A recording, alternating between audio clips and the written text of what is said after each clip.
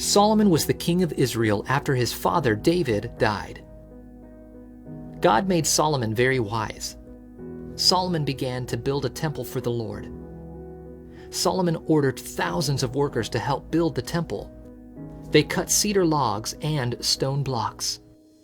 They laid a foundation and built the outside of the temple.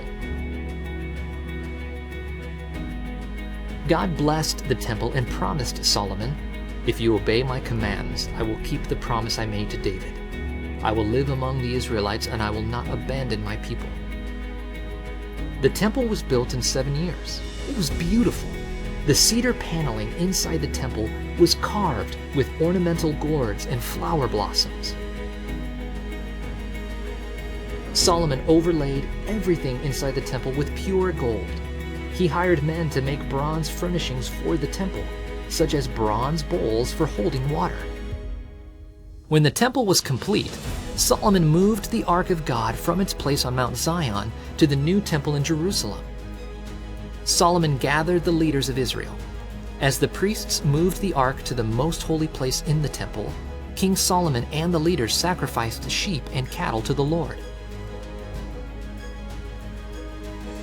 When the priests came out of the temple, a cloud filled the temple. God's glory was in the cloud. Solomon turned to speak to the Israelites. "Praise God," he said. "God promised David that his son would build a temple. God kept his promise." Solomon stood and prayed with his hands spread out toward heaven.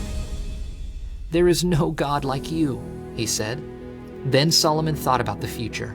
He knew Israel would sin and make God angry again, so Solomon asked for forgiveness, and he asked God to hear their prayers. When Solomon had finished praying, he encouraged the Israelites to love and obey God. The people returned to their homes, joyful because God was good to them. The temple was a place where God met with his people. The people could go there to make sacrifices and worship God. Today, when we trust in Jesus, he is with us wherever we go. We can look to him for forgiveness and help.